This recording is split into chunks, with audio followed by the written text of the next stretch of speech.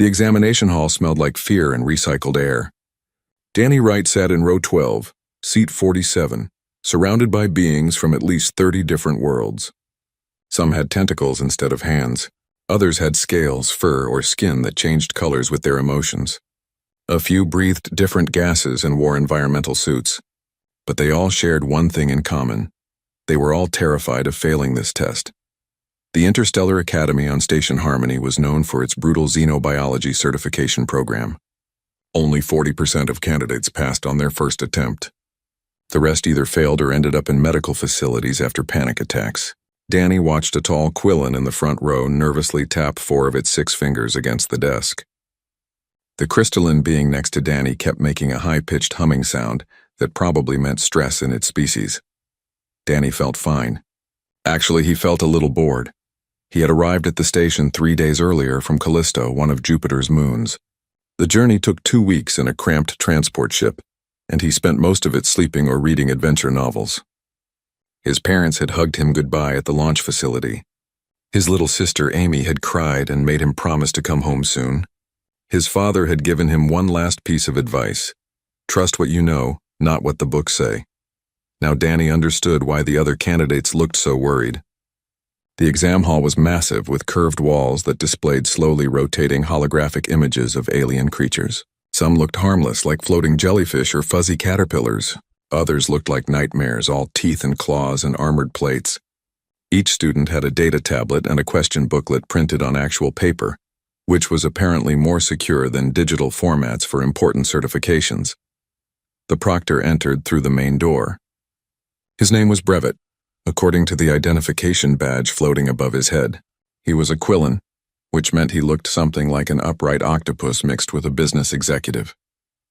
His skin was a professional shade of gray-blue, and his movements were precise and methodical.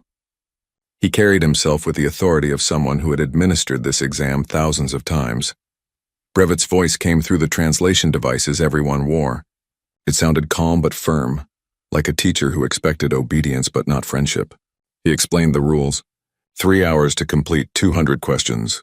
Each question would show a holographic creature. Students had to identify the species, rate its threat level from 1 to 10, and list proper containment protocols. No talking. No looking at other tablets. No using external databases. Danny glanced at his tablet as it powered on. The first question appeared immediately. A holographic projection materialized above his desk, showing a small lizard-like creature with purple scales and 6 eyes.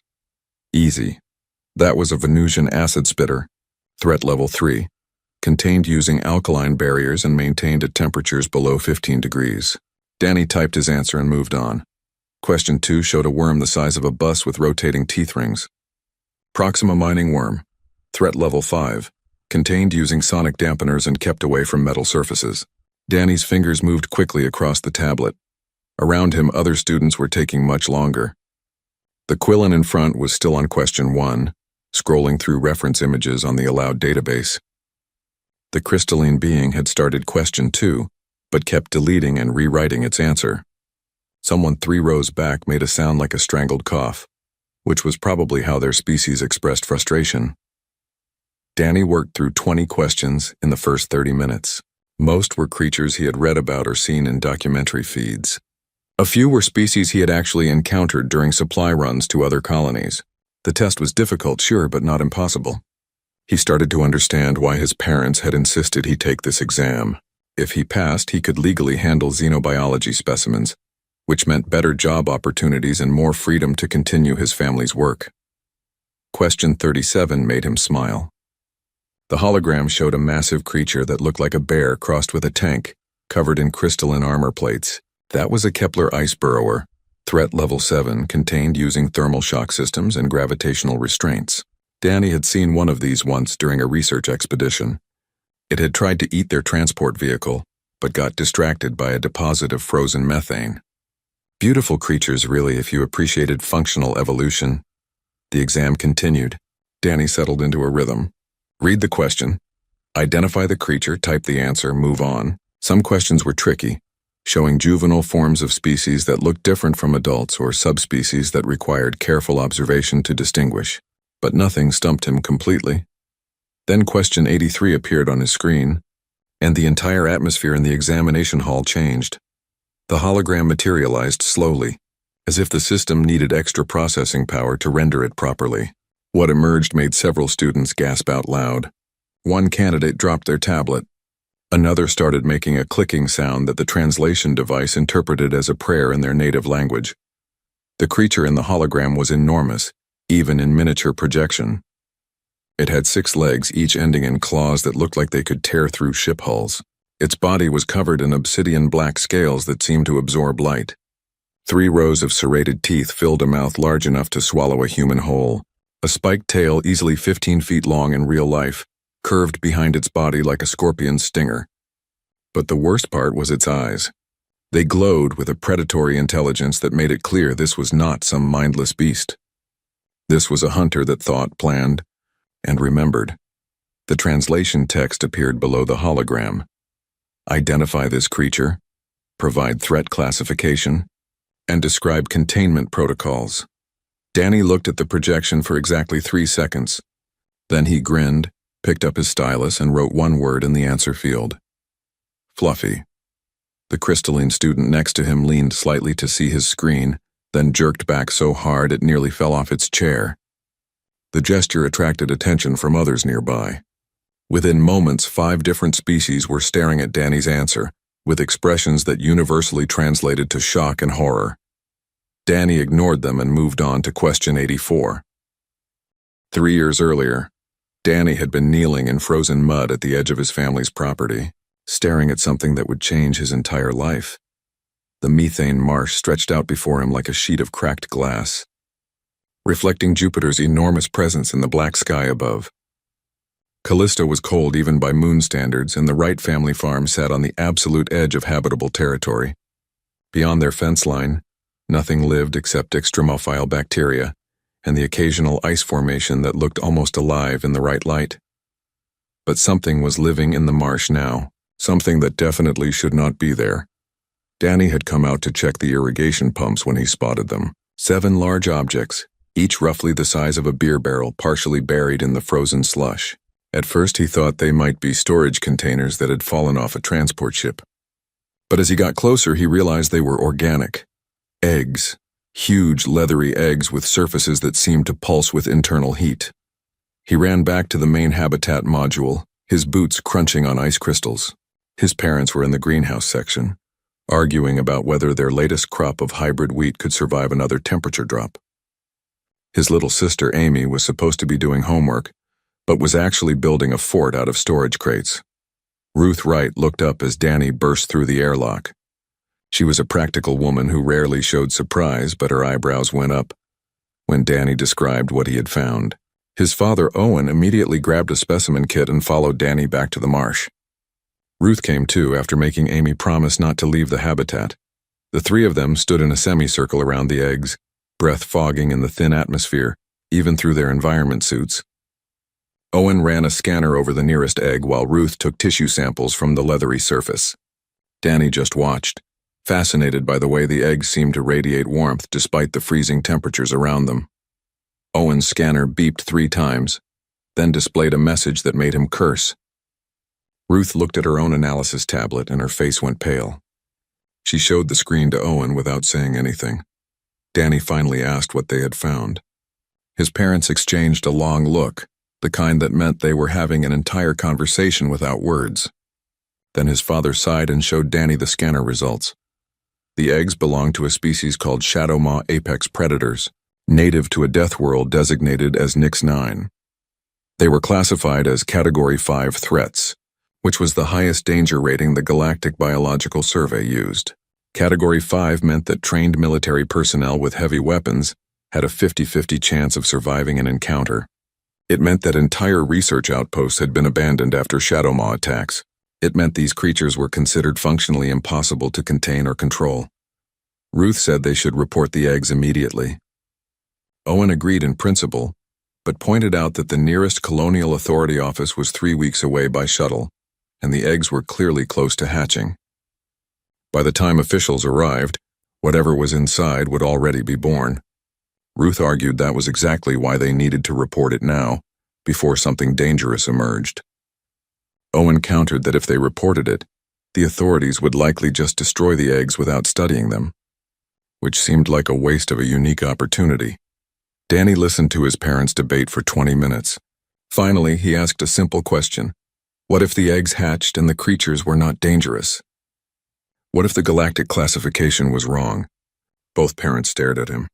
Ruth started to explain that centuries of research backed up the threat classification, that thousands of qualified xenobiologists had studied shadow maws, that there was no chance the entire galactic community was wrong about these creatures. But Owen interrupted her.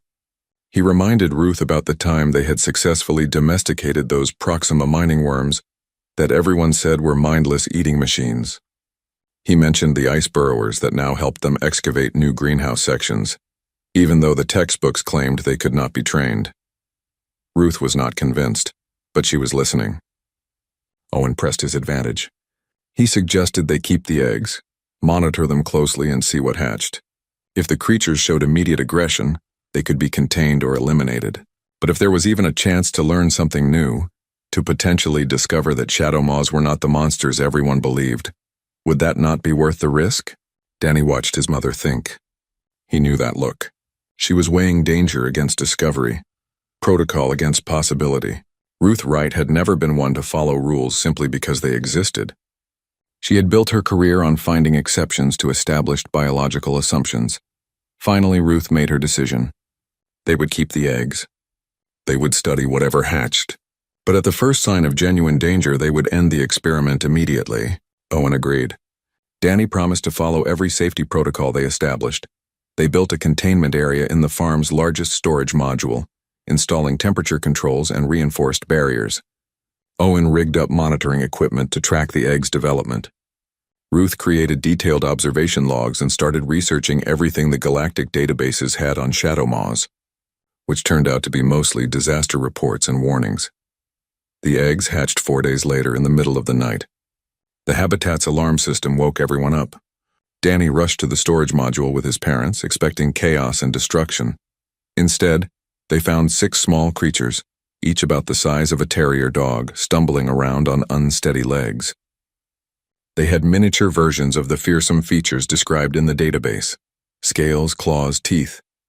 But they looked vulnerable, confused, and surprisingly cute in the way that all baby animals manage to be cute despite their features. One of the creatures, slightly larger than its siblings, looked directly at Danny. Its eyes, which would eventually glow with predatory intelligence, were currently just curious and a bit scared. It made a sound, something between a chirp and a growl, and took a wobbly step toward him. Danny's mother grabbed his arm, ready to pull him back. His father had a neural stunner drawn just in case, but Danny knelt down slowly and extended his hand. The creature sniffed his fingers, then rubbed its head against his palm. Danny looked up at his parents and said, "I'm going to call this one Fluffy." 18 months after the eggs hatched, Fluffy had grown into something that would give nightmares to trained soldiers across the galaxy. Danny stood in the main yard of the farm, watching Fluffy play with Amy. His little sister was 7 years old now, laughing as she threw a gravity ball across the ice field. Fluffy, all 3 tons of obsidian-scaled apex predator, bounded after it like an oversized puppy. When she caught the ball in her massive jaws, she trotted back to Amy and gently dropped it at the girl's feet. Her tail, tipped with spikes that could puncture ship armor, wagged back and forth in obvious pleasure. The other 5 shadow maws were scattered around the property, each engaged in their own activities. Spike was helping Owen repair a section of the perimeter fence, using his considerable strength to lift support beams into place. Princess was being groomed by Ruth, who had discovered that shadow maws actually enjoyed having their scales cleaned and polished. Chomper was in the food storage area, demonstrating her ability to open complex lock mechanisms in exchange for treats. Sweetie was napping in a sunny spot near the greenhouse, her body generating enough heat to melt a circle in the ice around her. Brutus, the laziest of the 6, was sprawled across the habitat entrance like a very intimidating doormat. Danny had spent every day of the past year and a half working with these creatures. What started as a risky experiment had become his entire life. He woke up early to feed them, spent his afternoons training them, and fell asleep most nights in the barn with at least 2 shadow maws curled up nearby for warmth. The Galactic Xenobiology database said shadow maws were solitary hunters who tolerated each other only during mating season. Danny's experience suggested the database was completely wrong. The 6 siblings had formed a tight pack with clear social structures. Fluffy was the leader, making decisions and settling disputes. Spike was her second, enforcing rules and protecting the others. Princess was the social coordinator, the one who initiated play and grooming. Chomper was the problem solver, always figuring out new ways to get food or entertainment. Sweetie was the gentle one, often comforting the others when they were stressed. Brutus was the lazy one who somehow still managed to be exactly where he needed to be during important moments. The database also said shadow maws had the intelligence of Earth's great apes. Danny thought that was another massive underestimation. These creatures understood complex verbal commands in 3 languages now. They could solve puzzles that stumped some of the farm's automated systems. Fluffy had figured out how to operate door controls by watching humans do it twice. Chomper had learned to trade, bringing interesting rocks or ice formations to Ruth in exchange for extra food portions. Most importantly, they had never shown aggression toward humans. Not once. Not even when Amy accidentally stepped on Brutus's tail, or when Owen had to remove an infected claw from Spike's foot, or when Ruth took blood samples for her research. Other frontier farmers had started visiting the Wright property. Word spreading through the isolated moon colonies about the impossible creatures that lived there. Some visitors were skeptical, arriving with weapons and suspicious expressions. Others were curious, wanting to understand how a Category 5 species could behave like domestic animals. All of them left with the same confused look on their faces, trying to reconcile what they had seen with what they thought they knew about dangerous predators. Old Howard from the mining station 200 kilometers north had visited 3 times. He was a veteran of the frontier wars and had killed more hostile creatures than he could count. The first time he saw Fluffy, he drew his plasma rifle on instinct. But then Amy had run up to Fluffy, hugged one of her massive legs, and asked if Mr. Howard wanted to play fetch with them. Howard had stood there for 5 full minutes, rifle still drawn, watching a child play with a creature that should have eaten her. He finally holstered his weapon, sat down on a cargo crate, and asked Owen for something strong to drink. The second time Howard visited, he brought his wife, who was a xenobiologist with 40 years of field experience. She spent an entire day running tests, taking measurements and interviewing Danny about his training methods. At the end of the day, she told the Wright family that nothing they were doing should work according to any established theory. The shadow maws should have killed someone by now, or at least shown territorial aggression. Instead, they behaved like a cross between working dogs and extremely deadly house cats. The third time Howard visited, he brought a contract. A mining consortium needed help clearing out a nest of rock borers that were destroying their equipment. Rock borers were tough creatures, but not particularly smart. Howard thought the shadow maws might be able to scare them away without anyone getting hurt. He was offering enough credits to buy a new habitat module. Owen and Ruth discussed it for 2 days. Danny argued that the shadow maws needed challenges, needed to use their natural abilities. Keeping them on the farm doing simple tasks was like asking a calculator to only count to 10. Eventually, his parents agreed, but only if Danny went along to supervise and only if they took extensive safety precautions. The mining job turned out to be the easiest credits the Wright family ever earned. Fluffy and Spike walked into the rock borer tunnels, roared once, and every borer in a 5-kilometer radius fled in panic. The miners were amazed. They had expected a fight, maybe some casualties. Instead, the problem was solved in less than an hour. Word spread even faster after that. More job offers came in. Could the shadow maws help clear ice formations from landing pads? Could they provide security for a supply depot that kept getting raided by wild creatures? Could they help search for survivors after a habitat collapse? The answer to all these questions turned out to be yes. Danny started keeping a log of everything the shadow maws accomplished. Not just for the family records, but because he had a feeling this information might be important someday. Every job completed, every creature they interacted with peacefully, every moment that proved the galactic database was wrong about them. His father noticed the log one evening and asked Danny what he planned to do with all that information. Danny had shrugged and said maybe nothing, maybe everything. He was 17 years old, nearly 18, and starting to think about his future beyond the farm. If he wanted to keep working with shadow maws, if he wanted to prove to the galaxy that these creatures deserved better than to be labeled as monsters, he would need credentials. He would need certification. He would need to pass the Xenobiology Handler's License exam. Owen had smiled and told Danny that was a fine goal, but it would not be easy.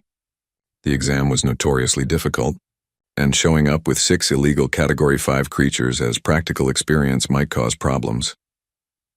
Danny had looked out at the yard where Fluffy was teaching Amy how to track footprints in the ice, and said he would figure it out. After all, everyone said Shadowmaws were impossible to train, and he had managed that just fine. The corporate survey ship appeared in Callisto's orbit on a Tuesday, which was laundry day at the Wright farm, and Ruth was particularly annoyed about the timing. Danny was hanging thermal suits on the drying rack when the habitat's proximity alarm started beeping. Visitors were not unusual anymore, but most of them sent a message first. This ship had just appeared, running what looked like detailed scans of the entire moon surface. Owen pulled up the identification transponder, and his face went carefully neutral, which was never a good sign. The ship belonged to Helix Biosystems, one of the largest xenobiology research corporations in the galaxy. They held contracts with most planetary governments for biological surveys and threat assessments. They were professional, wealthy, powerful, and absolutely not the kind of people the Wright family wanted noticing their farm. 6 hours later, a shuttle landed in the main yard.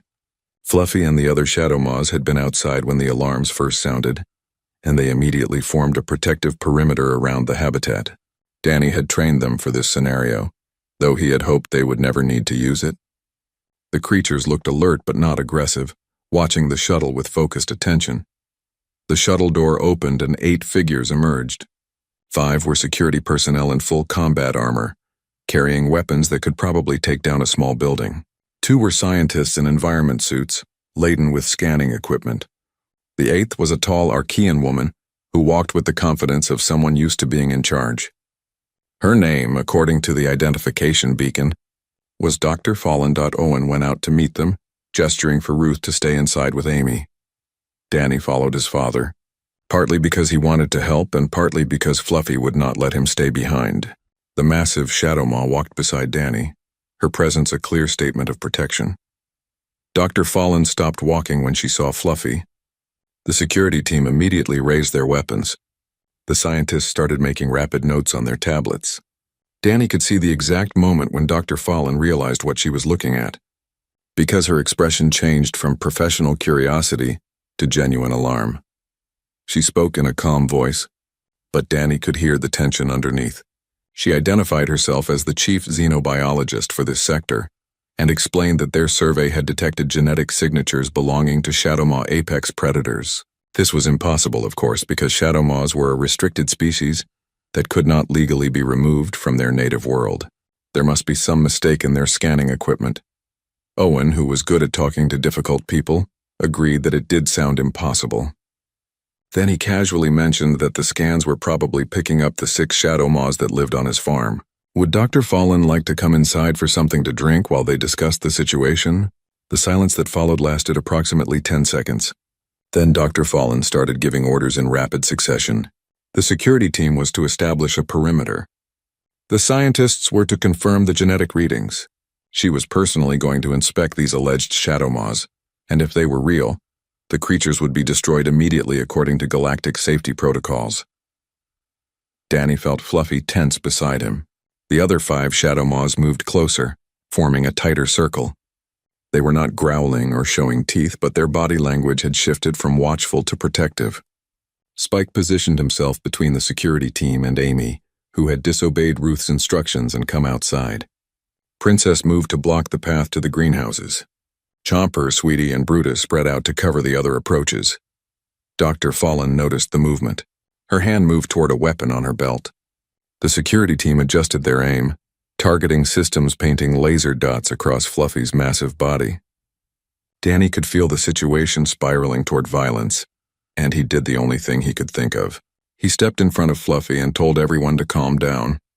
His voice came out steadier than he expected. He explained that the Shadowmaws were not dangerous, that they had lived peacefully with his family for 2 years, that they helped with farm work and had never hurt anyone. Dr. Fallen looked at him like he had just claimed he could breathe vacuum without a suit. She informed Danny, in the tone of someone explaining basic facts to a child, that shadow maws were Category 5 threats with a documented history of killing trained personnel. They were biologically incapable of domestication. Their aggression was hardwired into their neural structure. What he was claiming was literally impossible. According to centuries of xenobiological research, Danny suggested that maybe the research was wrong. Dr. Fallen's expression made it clear what she thought of that idea. Owen tried to de-escalate by offering to demonstrate the shadow maws' training. Dr. Fallen refused, stating that any moment these creatures could revert to their natural behavior and slaughter everyone present. She had seen the aftermath of shadow maw attacks. She knew what these creatures were capable of. She had a legal responsibility to eliminate threats. And 6 Category 5 predators living on an unsecured civilian farm definitely qualified as a threat. Ruth emerged from the habitat at that point, carrying a datapad loaded with 2 years of research documentation. She started presenting evidence: behavioral observations, training logs, medical records, footage of the shadow maws working alongside humans. Dr. Fallen barely glanced at it. She had made up her mind. The security team moved closer, weapons charging. Fluffy lowered her head and made a sound deep in her chest. Not quite a growl, but close. The other shadow maws responded, their movements coordinated and purposeful. Danny realized with growing horror that Dr. Fallen was going to force a confrontation. And if shooting started, people were going to die. Maybe his family, maybe the security team. Definitely his shadow maws. Amy, who had been watching everything with wide eyes, suddenly ran forward. She ducked under her father's arm, dodged past Danny, and threw herself against Fluffy's front leg in a fierce hug. She told Dr. Fallen that Fluffy was nice and that the doctor could not hurt her. 7 security personnel and the most respected xenobiologist in the sector stared at a 7-year-old child hugging a 3-ton apex predator that could bite her in half without effort. Fluffy, for her part, carefully curled her neck around to nuzzle Amy's hair with her massive snout, making sure not to accidentally scratch the girl with her teeth. Dr. Fallen's weapon remained drawn, but Danny saw something change in her expression. Not belief exactly, more like the first crack in absolute certainty. She lowered her weapon and made a new proposal. The shadow maws would not be destroyed today, but this situation could not continue as it was. Danny would need to obtain a xenobiology handler's license to legally keep Category 5 creatures. The family would need to present their research to the Galactic Council, and Dr. Fallen herself would remain on the farm for 1 week to observe these impossible creatures. If she saw any signs of aggression, any indication that the shadow maws posed a danger, she would personally ensure they were removed to a maximum security facility. It was not the outcome Danny wanted, but it was better than watching Fluffy and her siblings die. He agreed to the terms. His parents agreed. Even Amy, still hugging Fluffy's leg, nodded seriously. Dr. Fallen ordered her security team to stand down but maintain alert status. She told her scientists to begin setting up monitoring equipment. Then she looked at Danny and asked the question that would determine everything. If these creatures were truly as trained as he claimed, would Fluffy obey a command right now, with weapons pointed at her and strangers threatening her pack? Danny met Fluffy's glowing eyes. He gave a simple hand signal, one they had practiced thousands of times. Fluffy sat down, tail curling around her body, and waited. The examination hall erupted into chaos the moment word spread about Danny's answer. Brevet, the Quillen Proctor, stood frozen at the front of the hall, staring at his monitoring tablet like it had personally betrayed him. The screen showed Danny's response to question 83 in bright red text. Fluffy. Just that one word, no threat classification. No containment protocols, just a name that sounded like something you would call a pet rabbit. The crystalline student next to Danny made a sound like breaking glass, which the translation device rendered as distressed confusion. A Vexarian 3 rows back stood up so fast her chair fell over. She started shouting in her native language, and even without translation, Danny could tell she was upset. Other students were pulling up their own databases, trying to understand if this was some kind of joke or if the human had genuinely lost his mind. Brevet finally recovered enough to speak. His voice, usually so calm and professional, had developed a slight tremor. He announced that the examination was temporarily suspended and asked Danny to remain in his seat. All other students were instructed to take a break in the waiting area. The request was phrased politely, but the security personnel who appeared at the doorways made it clear this was not optional. The exam hall emptied quickly, students filing out while casting nervous glances at Danny. Some looked curious. Others looked scared. A few looked angry, as if Danny had somehow insulted them by not taking the test seriously. The crystalline being patted Danny's shoulder with one of its appendages as it left, a gesture that seemed sympathetic. When everyone else was gone, Brevet walked slowly down the aisle to Danny's desk. 2 security guards followed at a respectful distance. The proctor's skin had shifted from professional gray-blue to a troubled purple color. He gestured at Danny's tablet with one tentacle. Brevet asked if Danny understood what he had written. Danny said yes. The proctor asked if Danny knew what a shadow maw apex predator was. Danny said yes again. Brevet's skin color deepened to almost violet. He asked if Danny was aware that his answer to question 83 would result in automatic exam failure and possible psychological evaluation. Danny explained, in simple terms, that he was not joking or confused. The creature in the hologram was indeed a shadow maw, and her name was Fluffy. He had raised her from an egg. She lived on his family's farm on Callisto. She was well-trained, friendly, and excellent at herding cattle. Brevet's tentacles went completely still, which Danny had learned meant Aquilin was either deep in thought or experiencing system shock.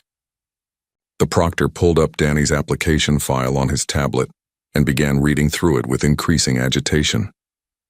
His skin color cycled through purple to green to orange, settling finally on a pale yellow that Danny guessed meant surprise. The proctor's voice was barely above a whisper when he asked if everything in the application file was true. Danny confirmed it was. The 6 shadow maws, the training documentation, the work records, the recommendation letters from frontier colonies, all of it was real and verifiable.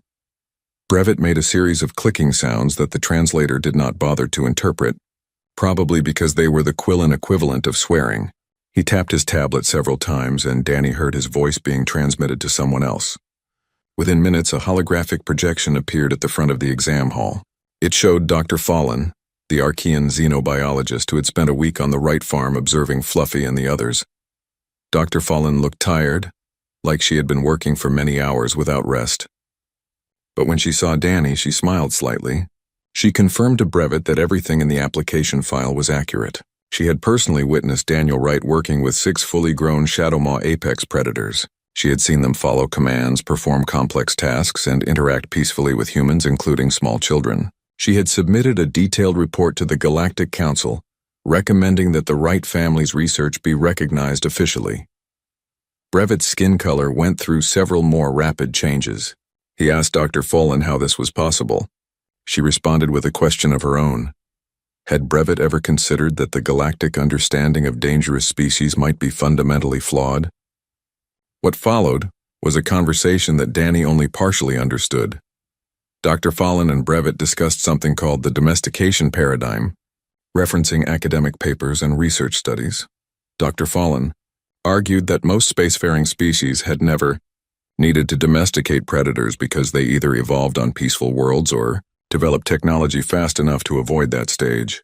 Humans, she claimed, were different. Earth was what she called a Class 7 death world, and humans had survived by making allies of creatures that should have killed them. Brevet wanted to know what this meant for the examination. Dr. Fallen's answer was simple. Daniel Wright probably knew more about handling Category 5 creatures than anyone else in the galaxy. His answer to question 83 was not wrong. It was just operating from a completely different knowledge base than the standardized test expected. The proctor asked what he should do. Dr. Fallen suggested something that made Danny sit up straighter. Bring in a live specimen. If Danny could demonstrate his abilities in a controlled environment, it would prove his claims beyond any doubt. If he failed or if the situation became dangerous, they would at least learn the truth before anyone took his application seriously.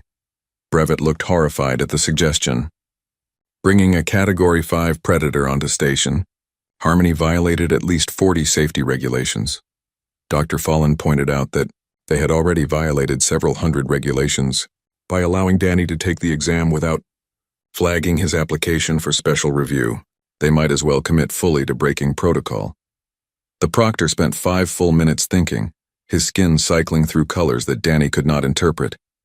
Finally, Brevet agreed to the demonstration.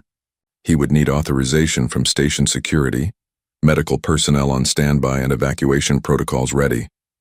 But if Dr. Fallon believed this was necessary, he would trust her judgment. Dr. Fallon's hologram smiled. She told Brevet she had already arranged for Fluffy to be transported to Station Harmony. The Shadow Maw was currently in a secure cargo bay, sedated for the journey, and would be ready for the demonstration in approximately 4 hours. She had suspected this situation might arise. Danny could not help but grin. Dr. Fallon had changed significantly since her first visit to the farm. Back then she had wanted to destroy the Shadow Maws. Now she was actively helping prove they were not the monsters everyone believed. A week of observation had been enough to transform her from skeptic to advocate. Brevet dismissed Danny to a waiting room while preparations were made. The next 4 hours were the longest of Danny's life. He tried to read, could not focus. He tried to sleep, was too nervous. He paced back and forth, wondering if he had made a terrible mistake. What if Fluffy reacted badly to the station environment? What if being around so many strangers stressed her out? What if she proved everyone right by showing aggression? He trusted Fluffy completely, but he also knew she was still a Shadow Maw, still a predator with instincts hardwired into her biology.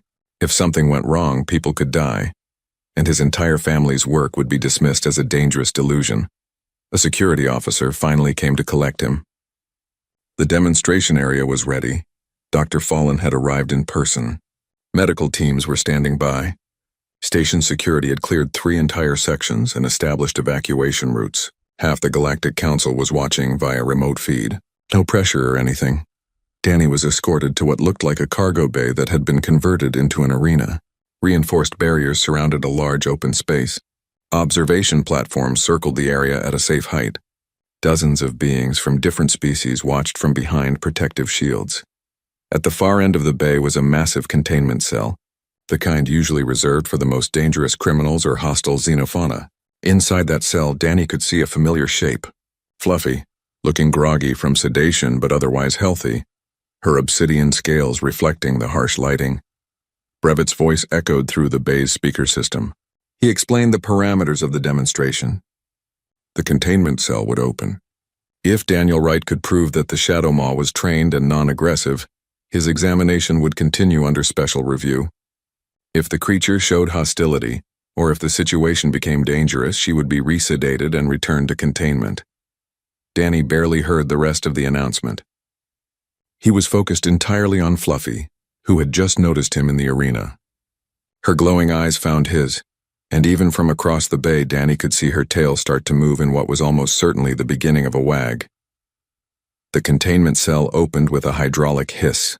Every being in the observation platforms tensed. Security personnel aimed weapons loaded with enough tranquilizer to drop an elephant. Medical teams prepared for casualties.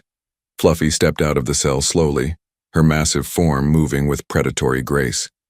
She tested the air with her senses, taking in all the new smells and sounds. Her body language showed uncertainty, maybe a little stress from the strange environment and the sedatives wearing off. Then she looked directly at Danny again. Her expression changed completely. The uncertainty vanished.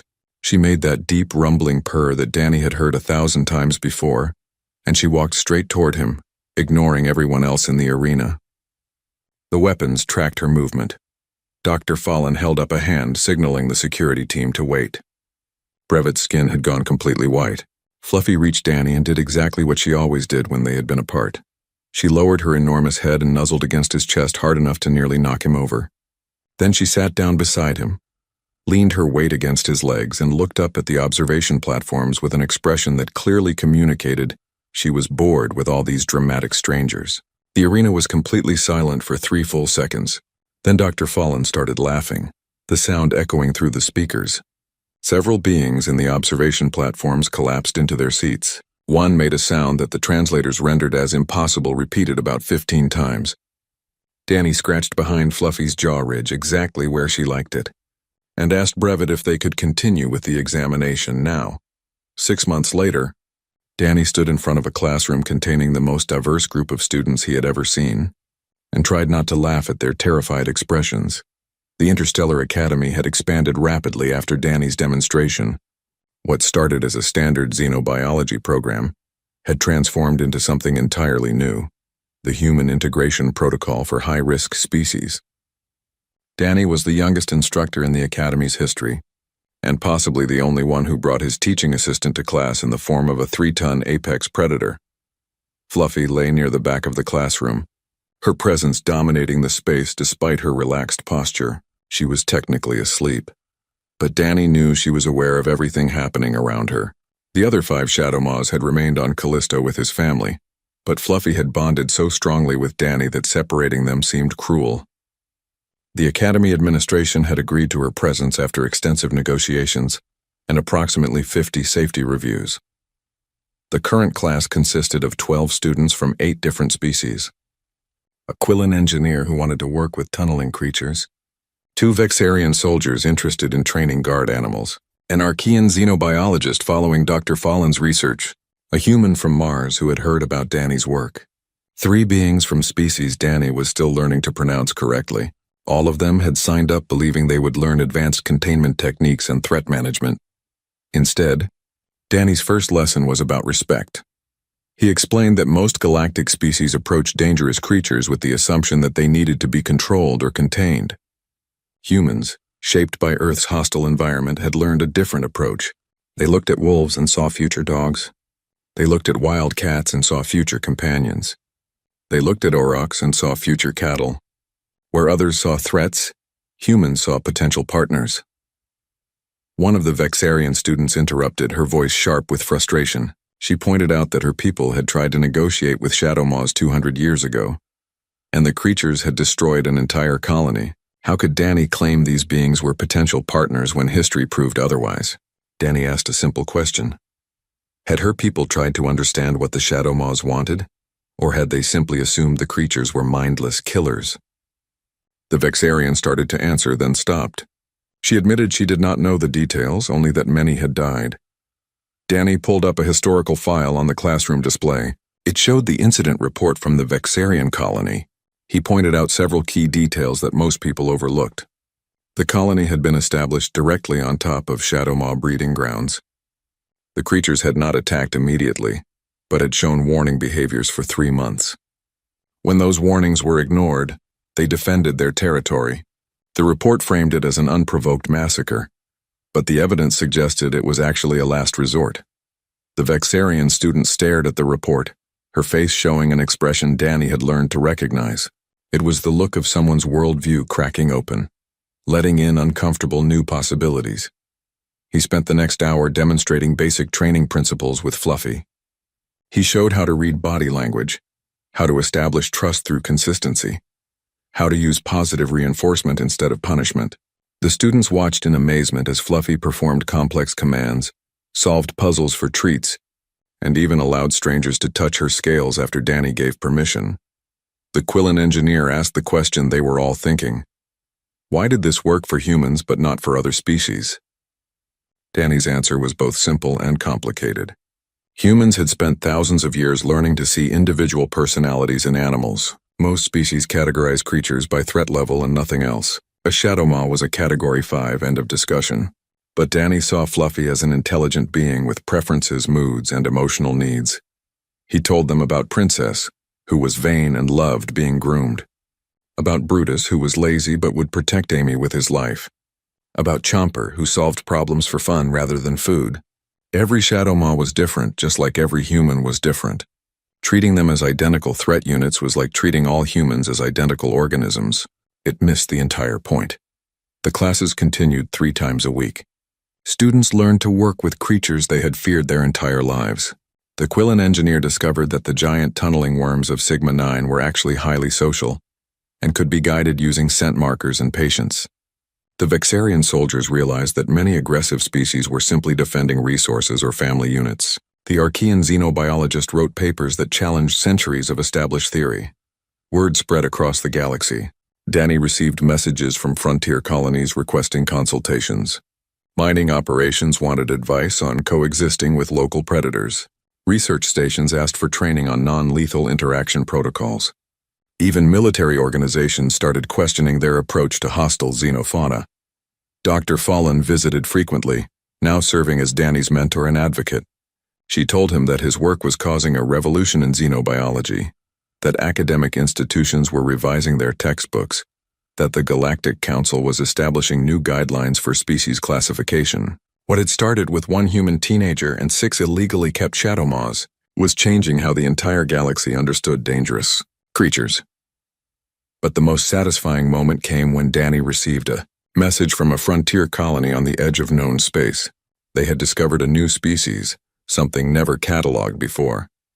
Early observations suggested it was impossibly aggressive, with documented attacks on anyone who approached. The colony had requested military intervention to eliminate the threat, but someone had suggested consulting with Daniel Wright first. Danny read the report carefully, noting the patterns. The creatures attacked only when approached directly. They showed warning behaviors before engaging. They seemed to be protecting a specific geographical area. It all sounded familiar. He accepted the consultation contract immediately. The academy gave him a semester leave. He packed his equipment, said goodbye to his students, and prepared for the journey. Fluffy, sensing travel preparations, became excited. Her tail wagged hard enough to knock over a chair. On the last day before departure, Danny stood in the empty classroom and thought about how far he had come. 3 years ago, he had been a teenager on an isolated farm, raising creatures that everyone said were impossible to train. Now he was teaching the galaxy a new way to understand the dangerous and unknown. His datapad chimed with a message from his parents. They were proud of him, but they also wanted him to visit soon. Amy missed him. The farm missed him. Spike had learned a new trick. Princess had somehow figured out how to open the greenhouse door. Chomper had traded Ruth an interesting ice crystal for 3 portions of dried meat. Sweetie sent her love. Brutus was being lazy as usual. Danny smiled and sent a reply promising to visit after this consultation. He attached a photo of himself and Fluffy in front of the academy, both of them looking confident and ready for whatever came next. The response from Amy came immediately. A voice message of her 7-year-old voice declaring that Fluffy better not have more fun without her, and that Danny should bring back something cool from the new colony. And also, could he please come home soon, because none of the other Shadow Maws gave good hugs like Fluffy did. Danny saved the message and made a mental note to bring back something special for his sister. Maybe a rock from an alien world, maybe a plant sample, maybe a story about making friends with another impossible creature. He looked at Fluffy, who was watching him with those intelligent, glowing eyes. He scratched behind her jaw ridge and told her they had work to do. She made her rumbling purr sound and stood up, ready to follow him anywhere. They left the academy together, walking through hallways where students no longer flinched at the sight of a Shadow Maw. They passed classrooms where beings from across the galaxy learned to see individuals instead of threat categories. They headed toward the docking bay where a transport ship waited to take them to the frontier. Danny thought about the quote that had become famous after his examination demonstration. When asked why he named a Category 5 apex predator Fluffy, he had said, "Because that's who she is. The galaxy saw a monster. I saw a friend waiting to be made." That philosophy had changed everything. It had earned him his license, his teaching position, and his reputation. But more importantly, it had saved 6 lives that would have been destroyed simply because they were born as the wrong species. As they boarded the transport ship, Danny felt ready for whatever waited at the frontier colony. Another misunderstood species. Another opportunity to prove that dangerous did not mean evil, that aggressive did not mean unsalvageable, that with patience and respect even the most feared creatures could become partners. Fluffy settled into the cargo hold, which had been specially modified for her comfort. Danny sat beside her, feeling her warmth and her steady breathing. The ship's engines powered up. The journey would take 3 weeks. He pulled out his datapad and began reviewing the files on the new species. The galaxy still had so much to learn. Fortunately, Danny had time to teach them. 1 creature, 1 colony, 1 student at a time, until seeing individuals instead of categories became natural for everyone. The transport ship jumped to faster-than-light travel, carrying a human and his Shadow Maw toward another impossible situation that they would somehow make possible. Because that was what humans did best, making friends with things that wanted to eat them and changing the galaxy in the process.